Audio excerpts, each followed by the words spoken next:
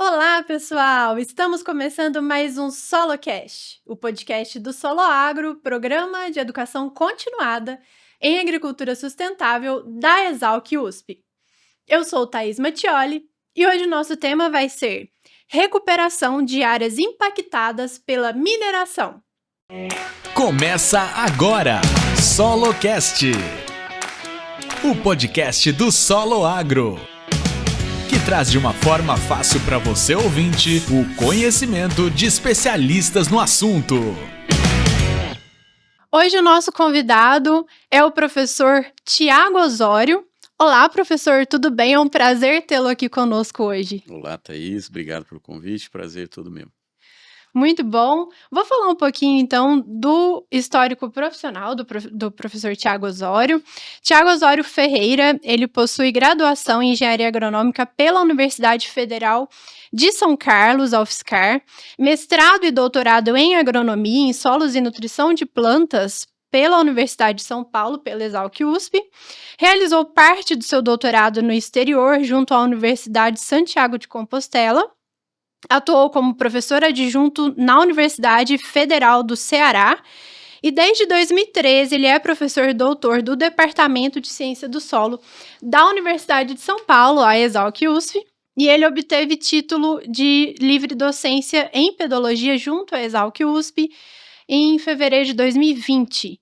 Tem experiência na área de agronomia, ciência do solo, atua principalmente nos temas de gênese de solos, geoquímica de solos, pedogênese, biogeoquímica de solos de ambientes estuarinos, solos de áreas úmidas costeiras.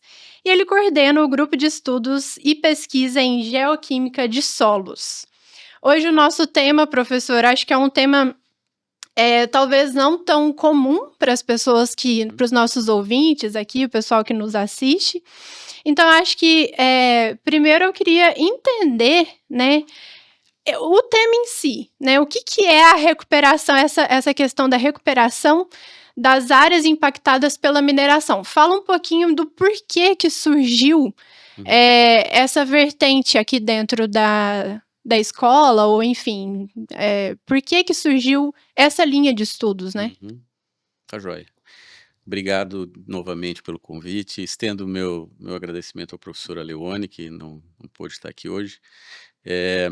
Então, a recuperação de áreas degradadas ou impactadas, né, melhor dizendo, pela mineração, ela surgiu, pelo menos para o nosso grupo, né, muito pela minha formação, pela história da minha formação, né? Como você falou aí, eu tive um período de trabalho no exterior, na Universidade de Santiago de Compostela, e eu interagi naquela época, no doutorado sanduíche, com um grupo que trabalhava muito, um grupo de solos, de pesquisadores de solos que lidavam muito com questões ambientais, que na época do meu doutorado já existia algo com essa vertente no Brasil, mas não era tão difundido como é hoje, ou seja, os cientistas de solo atuarem em áreas ambientais, né?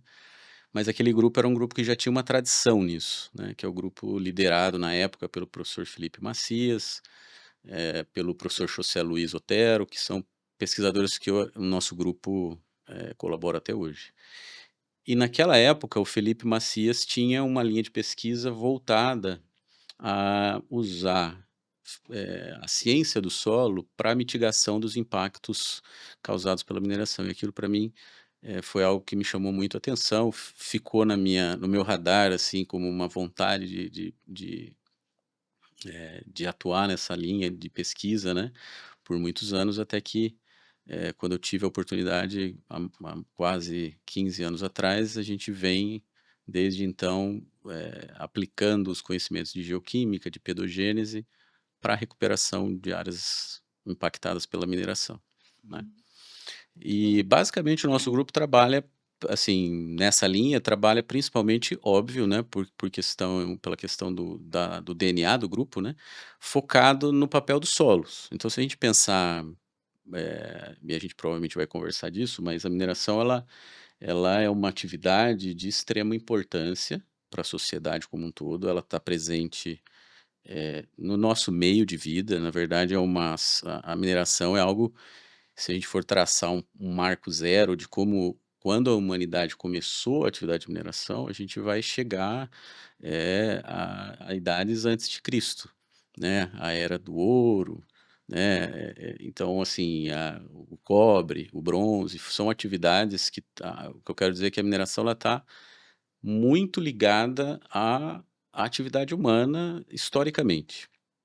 E nos dias atuais, principalmente. Então, assim, os produtos da mineração entram em tudo, né? Desde o concreto até os metais que estão presentes no nosso celular, na televisão, né? Então, assim, o nosso meio de vida depende da mineração. Mas, como toda atividade antrópica, tem impactos, né? Sim.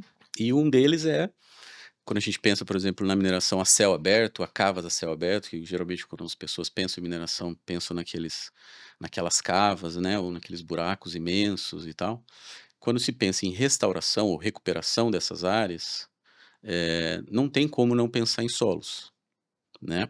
Já ia perguntar sobre isso. Porque quando a gente pensa em recuperação, eh, uma das principais coisas que vem à mente é a revegetação, né? Você revegetar uma área que não tem mais solo, né? Ou que aquele solo foi removido para abertura de uma cava, para que possa ser feita a exploração de um determinado minério. Então é lógico que aí é um grande desafio para a ciência do solo trabalhar com essas áreas, não só com a recuperação, mas também com os impactos que a mineração pode causar no ambiente, nos ambientes que estão ao redor, ou, enfim, estão próximos a áreas de operação de mineração. Certo. Então, cita um pouco, assim, pra gente que não entende muito da área, né, qual que seria o papel ali da ciência do solo? Quais que são, as ciências, né, Uhum, dentro da ciência em si, o estudo de caso, enfim. Qual que é o papel na prática uhum. da ciência do solo?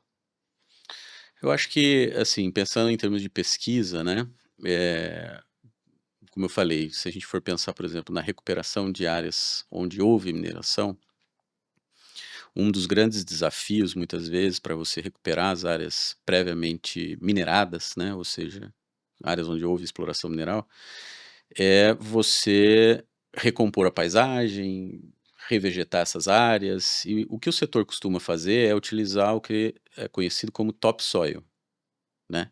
Que na verdade não é para gente que é agrônomo, ou Uhum. que está mais no ramo agronômico, quando a gente ouve essa palavra topsoil, a gente pensa, sei lá, nos primeiros 20 centímetros. Mas para a Uhum. mineração, para o setor mineral, o topsoil é todo o solo, que é removido no início das operações, muito quando é a operação a céu aberto, aquilo é removido para se chegar no minério de interesse. Então, a ciência do solo ela tem uma série de pontos nessa recuperação onde ela pode atuar, né?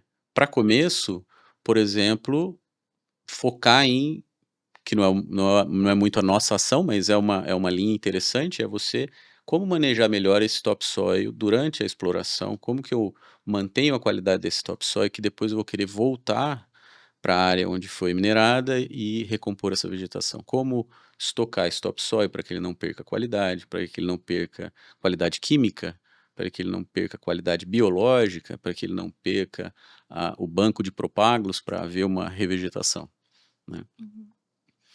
Mas a verdade é que muitas vezes você perde a qualidade desse topsoil, muitas vezes não é possível recuperar as áreas com o uso de topsoil, e aí aparecem novas técnicas, que é uma das coisas que a gente tem trabalhado por muito tempo, que são os tecnossolos, né, Uhum. então essa é uma linha interessante para a ciência do solo, é uma classe nova de solo que pode ser utilizada para um monte de outras coisas, mas uma das utilidades dos tecnossolos, vamos colocar assim, seria a recuperação de áreas degradadas pela mineração. Aproveitando, né, que você citou os tecnossolos, já vou, Uhum, enganchar aqui na pergunta do que são os tecnossolos? uhum. Que seriam? Então, os tecnossolos, na verdade, é um nome criado por um sistema de classificação de solos da FAO, que é chamado WRB, né, que é o World Reference Base for Soil Resources, WRB é vamos dizer assim, um apelido do sistema de classificação. E a WRB, a FAO, criou essa classe de solos, assim como a gente tem os ferral-sols, os planossols, né? Solos que na nossa classificação de solo, no sistema brasileiro de classificação de solo, seriam os latossolos, né? Os argissolos, os planossolos, os luissolos, enfim. Os tecnossolos são uma classe de solo criada em 2006 pela FAO, no sistema taxonômico da FAO de solos, e foi incorporada nesse sistema, né? É uma classe de solos que ainda não foi incorporada, por exemplo, no Sistema Brasileiro de Classificação de Solos, ainda não foi incorporada no sistema de classificação da Soil Taxonomy, que é o sistema norte-americano de classificação de solos. Mas muito provavelmente isso acontecerá em breve, né? E o que são os tecnossolos, né? Os tecnossolos são entendidos como uma classe de solos onde a atividade humana teve um papel importante, né? E nesse caso específico, a identificação dos tecnossolos depende da presença no corpo do solo, nos primeiros 100 centímetros, de uma quantidade significativa de artefatos, ou seja, materiais produzidos pela atividade humana, pela atividade tecnológica humana. E isso podem ser resíduos, rejeitos, e aí pode ser de mineração, como não necessariamente pode ser de outras atividades. Aqui hoje a gente está falando de mineração, mas os tecnossolos podem ser solos que foram impactados pela atividade humana e que contêm na sua composição materiais que são produzidos pela atividade tecnológica humana, e esses materiais têm que ocupar no mínimo 20%, ao menos 20% do volume desses solos, né? Diferente, por Interessante. exemplo, dos antropossolos, né? Que são solos que também são solos marcados, como por exemplo a terra preta do Índio, né? São solos também marcados pela atividade humana, que tiveram sua formação impactada pela atividade humana, em grande parte, mas que não envolve essa ação mais recente. Os antropossolos têm um registro de atividade humana na sua formação que é mais longo, ou seja, no caso da Terra Preta do Índio, por exemplo, são áreas onde houve uso e ocupação do solo com o aporte de materiais orgânicos por muito tempo, por civilizações passadas. Isso é antropossolo, mas tecnossolo é uma coisa diferente, né? Certo. É, diferente para quem também está entendendo agora do assunto, né. Eh, nessa vertente do nosso tema aqui, falando sobre recuperação dessas Sim. áreas que são utilizadas para mineração, você citou, né, que o seu grupo tem trabalhado com a recuperação em si. Uhum. Quais que são, os projetos que vocês têm feito atualmente? Assim, você pode citar alguns, dar algum exemplo, né, de quais que têm sido os resultados que vocês têm obtido? Uhum. Olha, eu vou começar pelos tecnossolos, né, que a gente estava falando agora. A gente tem, os tecnossolos, eles têm uma grande vantagem, que é você poder estudar processos de ocorrência natural em solos, sabendo exatamente quando eles começaram. Então, por exemplo, se a gente pegar um solo natural, que se formou naturalmente, vamos dizer assim, geralmente o que a gente vê, o cientista de solo, quando ele vê no campo, ele analisa aquele solo, é fruto da ação de uma série de processos que aconteceram ao longo de muito tempo, né? Então a gente vai inferindo sobre como as coisas acontecem no tempo. Nos tecnossolos, a gente tem a chance, muitas vezes, de saber exatamente quando a formação daquele solo iniciou e acompanhar esses processos como em tempo real. Então, por um lado, os tecnossolos, eles têm do ponto de vista da pedogênese, da formação dos solos, eles são um grande modelo para se entender como os processos de formação de solos acontecem, e em que cronologia. Isso é um avanço muito grande que os tecnossolos trazem, que estudar sequências de tecnossolos com idades diferentes, por exemplo, que é uma coisa possível e a gente já fez, trazem um ensinamento muito grande de como solos naturais podem funcionar. Do ponto de vista da recuperação de áreas degradadas, que eu acho que, e aí mineração principalmente, mas outras áreas também, os tecnossolos têm inúmeras vantagens, né? Eles podem ser solos que são produzidos não intencionalmente. Então, por exemplo, um solo que é selado por uma camada de concreto e que foi impactado por essa atividade recente humana, ele é considerado um tecnossolo, mas não foi a intenção formar aquele tecnossolo, né? Essa é uma formação não intencional de um tecnossolo. Mas os tecnossolos, eles podem ser formados intencionalmente. O que eu quero dizer com isso? Você pode utilizar resíduos e rejeitos de diferentes atividades para produzir, compor um solo artificial, um tecnossolo, para desempenhar uma função que seja necessária para aquele caso. No caso da recuperação de áreas impactadas pela mineração, é muito interessante porque a mineração comumente produz resíduos e rejeitos, né? E é muito comum mineradoras, a depender, obviamente, do que está sendo minerado, ter pilhas de materiais que não são aproveitados ou que não entram na planta de beneficiamento. E esses materiais, esses resíduos e rejeitos, muitas vezes pode trazer algum problema. E isso pode ser revalorizado. Você pode revalorizar resíduos e rejeitos para construir um recurso natural, que é o solo, que vai desempenhar uma série de funções que a gente sabe que o solo é capaz de desempenhar. Controlar a qualidade de água, sequestro de carbono, ciclagem de nutrientes. Então, nosso grupo vem estudando o potencial dos tecnossolos de desempenhar funções ecossistêmicas esperadas em solos naturais, e a gente viu que alguns tecnossolos, inclusive num trabalho aqui em Saltinho, uma das áreas que a gente trabalhou, um tecnossolo atingiu um índice de qualidade do solo superior a de solos naturais, e uma capacidade de sequestrar e estabilizar carbono, ou seja, combater mudanças climáticas, muito superior a de um solo natural. Isso falando de um tecnossolo com 20 anos de formação.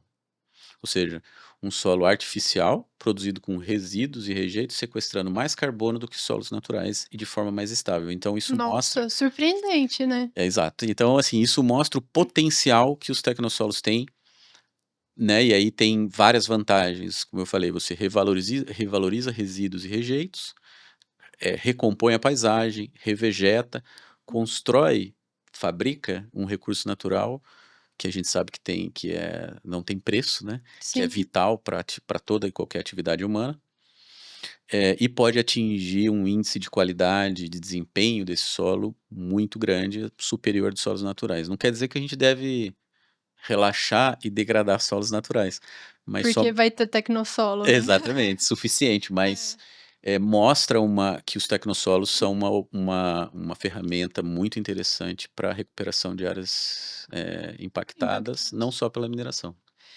E a gente pode dizer que isso é uma alternativa ou não? Assim, porque às vezes quando a gente fala em alternativa, parece que é algo que fica de lado, né? Uhum. Ou não, a gente pode falar que isso já é uma nova linha para ser utilizado, é um solo que vai sim entrar aí para ser utilizado nas culturas de forma geral. Uhum. Como que é isso, assim, pensando de uma maneira mais comercial? Mais comercial, tá. É. Eu acho que, do ponto de vista, falando de classes de solos, eu acho que é uma questão de tempo dos tecnossolos serem incorporados junto com as demais classes de solos que a gente conhece, latossolos, argilossolos, etc. e tal.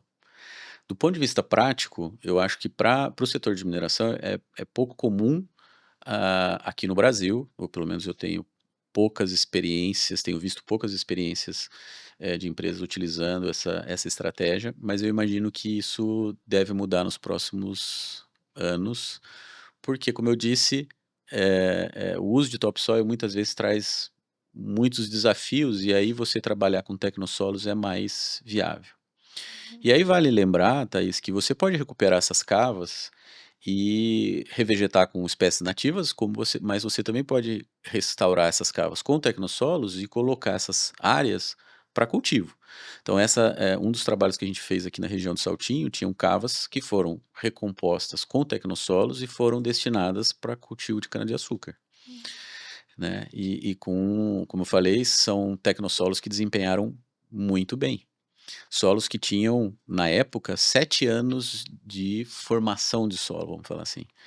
Então, sem dúvida, tem muita oportunidade para se utilizar tecnossolos para produção de fibra, energia, né, e alimento. Nossa, muito bom. E normalmente é para culturas, mais perenes, assim, ou no caso da cana semi-perene, Uhum. ou as culturas anuais também é possível utilizar esses solos de recuperação? Eu acredito que sim, eu acho que tudo depende, como o nosso contexto aqui é mineração, tudo depende, obviamente, do material que você vai utilizar para construir esses tecnossolos, né. Então, é óbvio que tem materiais que podem, trazer algum risco que venha associado a algum elemento químico potencialmente tóxico, e isso obviamente não deve nem entrar na composição desses tecnossolos. Uhum. Mas eu acho que a gente tem que pensar nos tecnossolos como se pensa em solos naturais. Uma vez que você tem os materiais que não oferecem risco e que têm um desempenho interessante para o desenvolvimento de plantas, você pode pensar tanto em cultivar espécies perenes, semi-perenes, como culturas anuais. Eu não Anuais também. vejo por que não. Inclusive, eu acho que essa é uma das coisas que no futuro bastante próximo a gente pretende se debruçar, né? Que legal. Como produzir solos Soja, milho. altamente produtivos, Uhum. né? Certo. Solos que sejam desenhados para Uma cultura trazer específica. altas produtividades de Uhum. soja, altas produtividades de milho, enfim, por que não? Certo. Né, muito bom. Espero que isso Sem ocorra dúvida. o mais breve possível.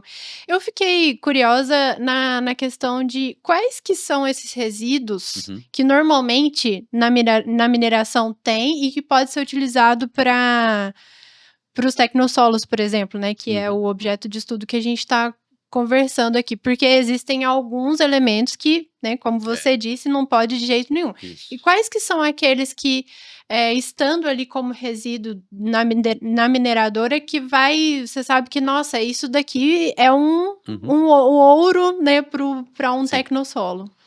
Ah, tem vários, né, a gente tem, assim, já algum quase que um portfólio, um menu de materiais que a gente já trabalhou e que sabe que Uhum. mostra bastante potencial.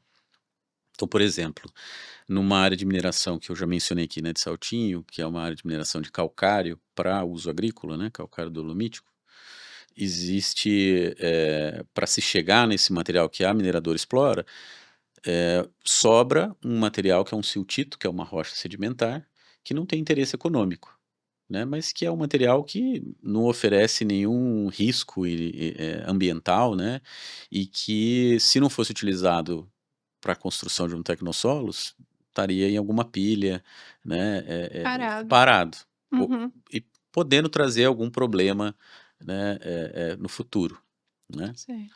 Porque, você manejar essas pilhas dentro de uma mineradora e ter grandes quantidades de volumes que não são utilizados, isso atrapalha até a operação da mina, né. Então, por exemplo, esse é um material que foi utilizado nessa mina em específico, né, era basicamente 2 tipos de rochas sedimentares que sobravam da operação. Então, assim, a gente tem que pensar se você vai operar, explorando calcário, muitas vezes esse calcário ele está intermeado com outros tipos de materiais geológicos, outros tipos de rocha. E isso vai sobrar. Então veja, são materiais que, na natureza formam solo naturalmente, né, Uhum. e que estão ali, esperando para sofrer os processos de formação do solo.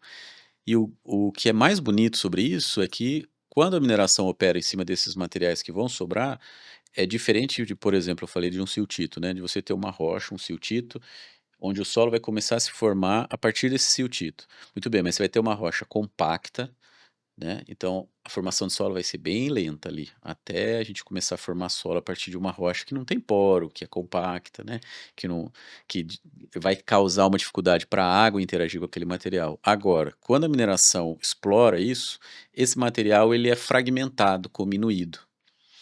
E aí a ação dos processos para formar solo é muito veloz. Então você consegue ver processos de solo acontecendo com muita velocidade. O que eu quero dizer é que, assim, a taxa de formação de tecnossolos no tempo é muito superior à de um solo natural, porque você parte de materiais cominuídos, né? Esse é o termo que se utiliza na mineração. Fragmentados. Que já está num processo bem mais avançado Claro, ali no caso. que para Aham. as plantas colonizarem, para a água decompor esses Uhum. minerais e começar a formar solo é muito mais rápido. Sim. Então, assim, mas para responder melhor a sua pergunta, a gente já trabalhou, né, com esses materiais dessa mina, a gente tem trabalhado muito com rejeito de minério de ferro, que é fruto de um estudo que a gente fez pós-desastre de Mariana, então a Uhum. gente tem trabalhado bastante com o rejeito de minério de ferro, que é o que sobra da mineração, né, da exploração do minério de ferro,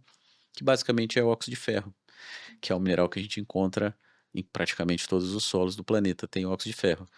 E isso é o produto final da exploração da mineração de ferro. Então, a gente tem trabalhado bastante.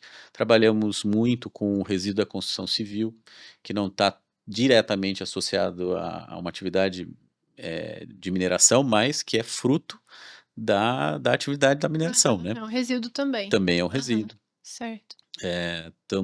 Estamos para iniciar um trabalho com lodo de ETA. Então, quando se fala de tecnossolos, de novo, né, a mineração é um nicho muito interessante porque produz uma diversidade de materiais com potencial.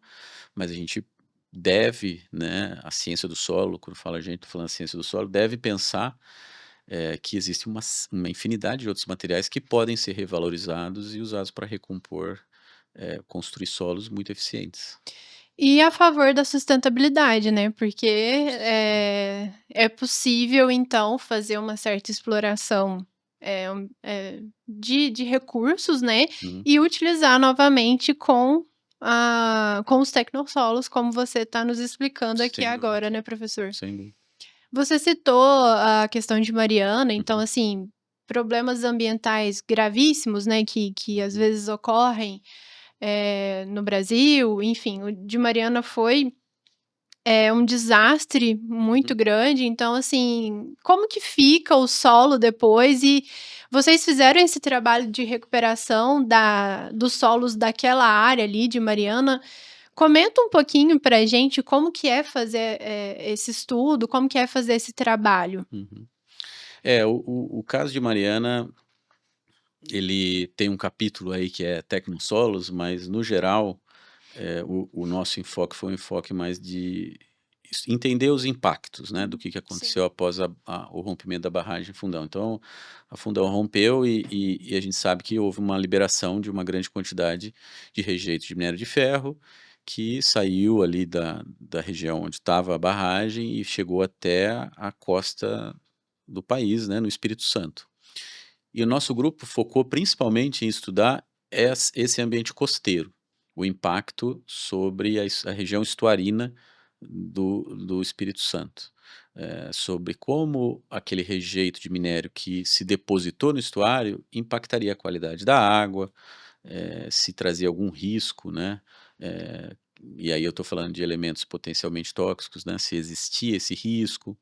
E Quais aí, que são esses elementos que provavelmente vocês encontraram ali?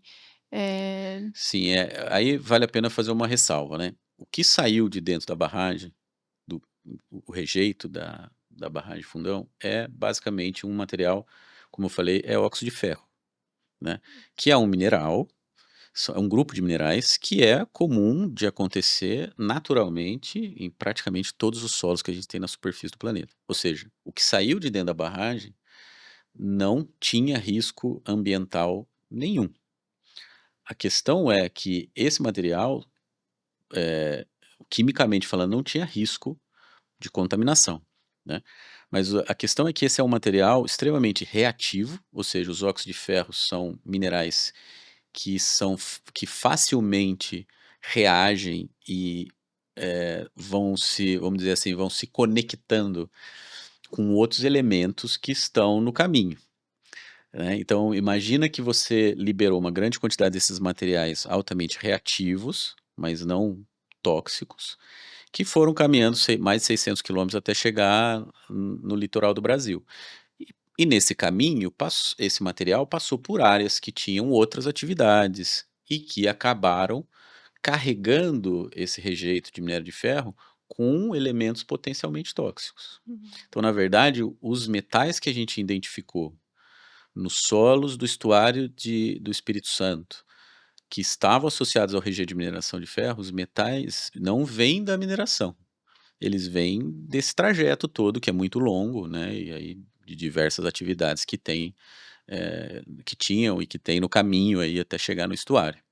Entre esses elementos que a gente encontrou como presentes associados ao regime de minério de ferro, tem cromo, tem níquel, tem cádmio, tem chumbo, que são elementos que a gente sabe que aí sim podem trazer algum problema, né? Então, assim, é importante deixar claro que o material em si que saiu da barragem não tinha esses elementos, mas é o trajeto e é a capacidade dos óxidos de ferro de interagir com de se ligar, desses metais de se ligarem a esses minerais que são os óxidos de ferro. E aí o nosso estudo mostrou que quando esses minerais, os óxidos de ferro, que nesse caso já estavam carregados com metais, chegam num ambiente estuarino, onde os solos naturalmente são solos alagados, né?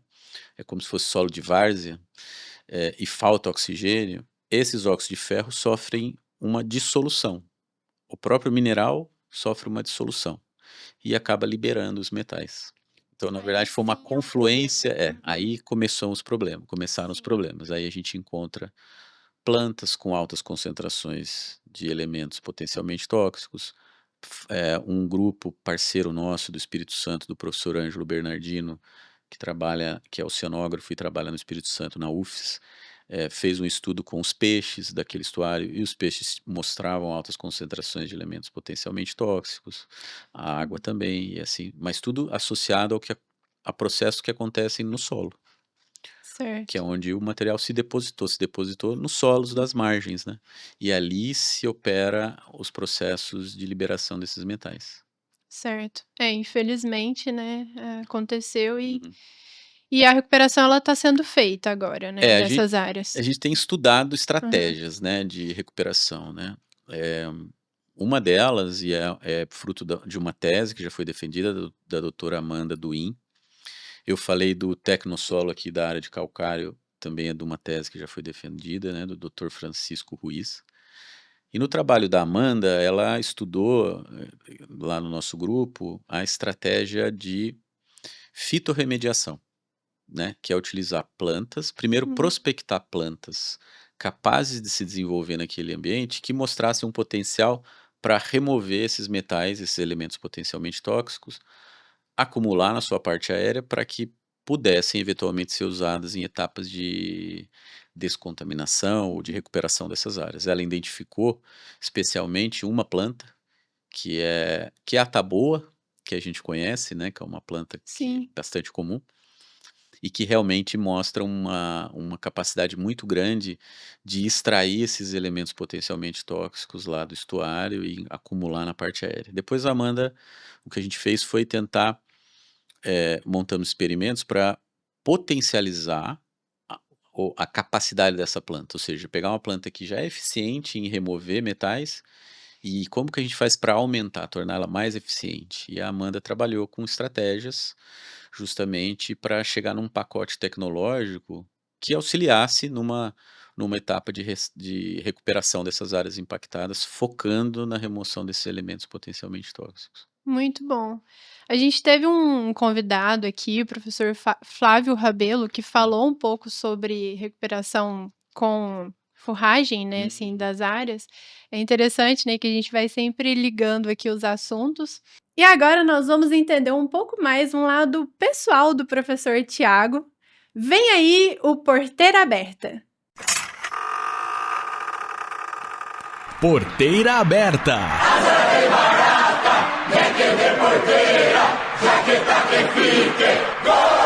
Um momento descontraído com nossos especialistas. Aumenta o som que a nossa prosa é agora.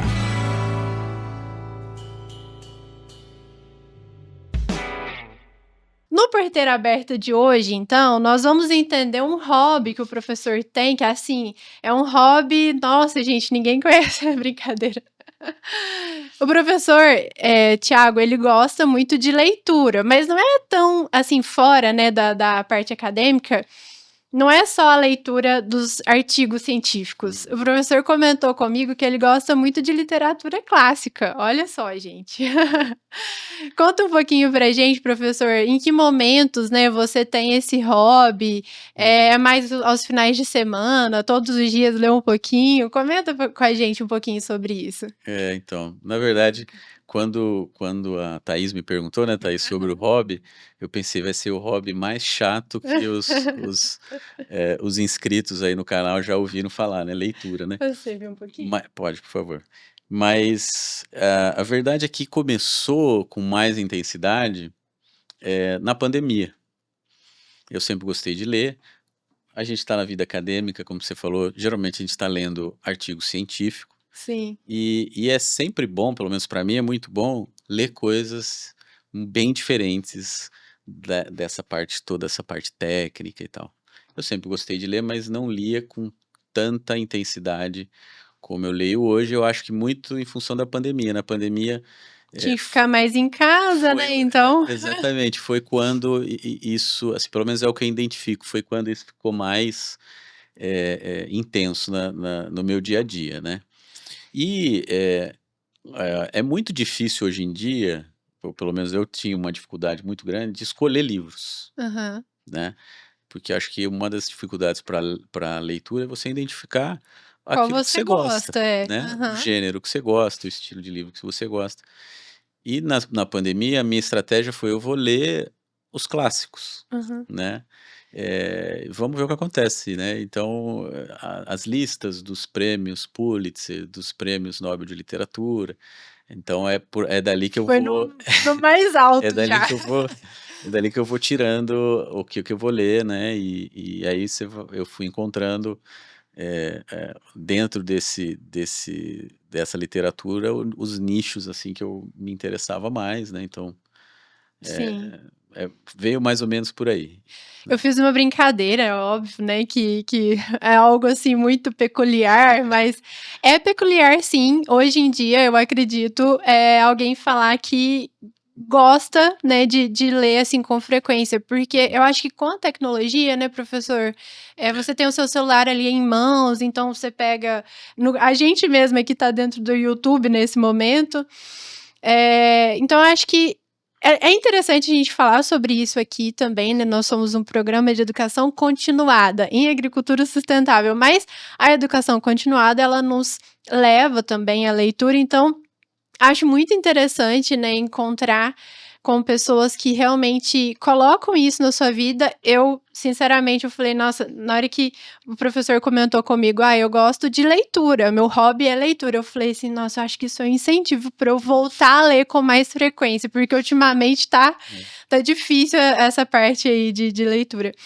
E quais que seriam os livros, professor, que pelo menos nesses últimos 4 anos, né, a pandemia, Aham. a partir de 2020 ali, quais são os livros que você mais gostou de ler? Qual tipo de literatura, então, você tem, lido ultimamente? Conta pra gente. Olha, eu li nos últimos tempos, por exemplo, e até, muita gente brinca comigo, né, porque a gente, quando faz, eh, cursinho ou tá no terceiro colegial, a gente tem que ler, né, eu tinha que ler, imagino que é hoje em dia ainda, né, Aham. alguns livros que são de autores considerados clássicos da língua portuguesa, né.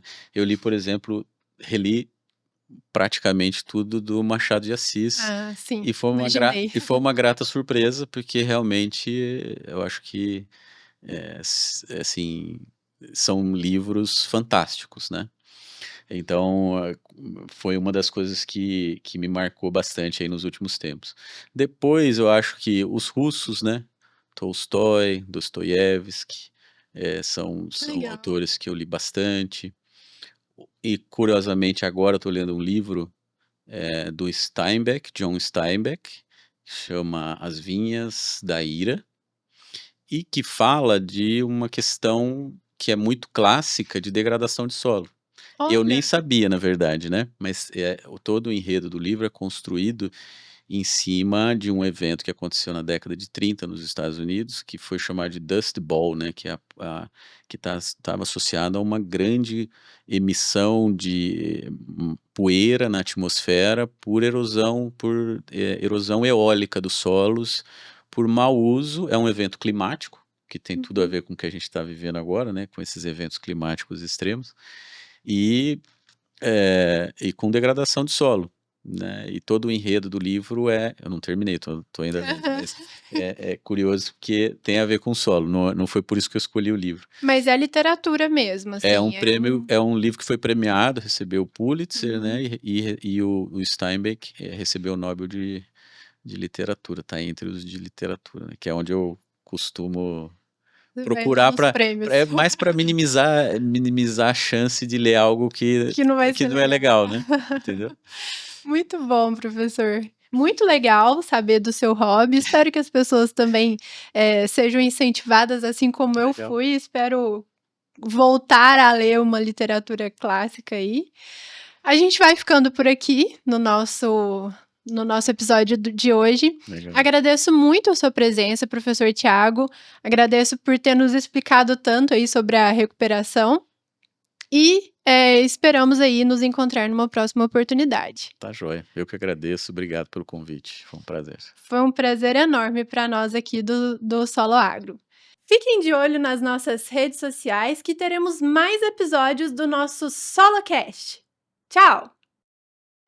Você ouviu SoloCast, o podcast do Solo Agro. Solo Agro é o programa de educação continuada em agricultura sustentável da Exalc USP. Saiba mais nas nossas redes sociais, @soloagro, solo com 2 Ls. Obrigado e até a próxima!